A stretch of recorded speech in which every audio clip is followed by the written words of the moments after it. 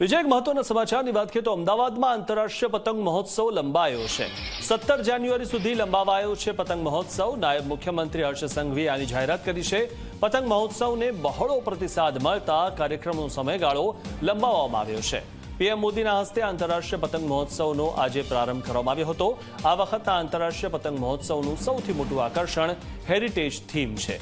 UNESCO દ્વારા અમદાવાદને world heritage city જાહેર કરાયું છે, ત્યારે પતંગ મહોત્સવમાં સૌપ્રથમ વખત અમદાવાદની હેરિટેજની થીમ પર અમદાવાદ હેરિટેજ તથા કાઇટ મ્યુઝિયમ એક્સપિરિયન્શલ ઝોનનું નિર્માણ પણ કરવામાં આવ્યું છે। હજુ વધુ માહિતી મેળવી અમારા સંવાદદાતા દર્શલ રાવલ પાસેથી। દર્શલ, જે રીતે આ જે તારીખ લંબાવાઈ છે, હવે 17 તારીખ સુધી આ પતંગ મહોત્સવ ચાલવાનો છે, શું વધુ માહિતી?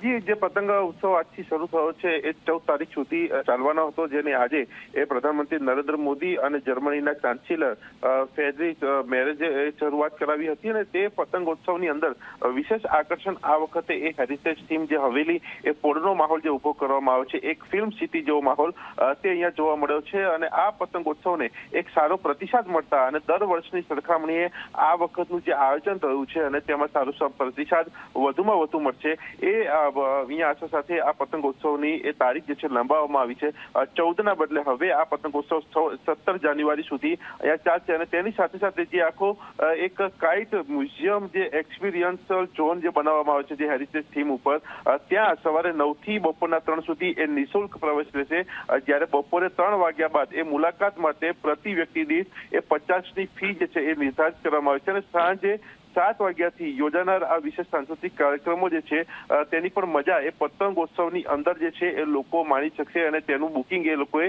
કરાવવાનું રહેશે। આ પ્રમાણેનું આખું આયોજન જે કરવામાં આવ્યું છે, જે પ્રકારે પતંગબાજોને અહીંયા બોલાવવામાં આવે છે, તેમનામાં પણ એક વિશેષ ઉત્સાહ, શહેરીજનોમાં પણ વિશેષ ઉત્સાહ અને એક અલગ જે આયોજન 5000 સ્ક્વેર મીટરની અંદર આ જે થીમ સાથેનું એ ફૂડ સ્ટોલ અને કાઇટ ફેસ્ટિવલનું જે આયોજન કરવામાં આવ્યું છે તે ખૂબ આકર્ષિત અહીંયા જોવા મળ્યું છે। તેના કારણે અને લોકોને પ્રતિસાદને જોતા આ તારીખ જે છે એ લંબાવવામાં આવી છે અને તેની જાહેરાત જે છે નાયબ મુખ્યમંત્રી હર્ષ સંઘવી દ્વારા કરવામાં આવી છે। જી, આભાર દર્શન, માહિતી આપવા બદલ।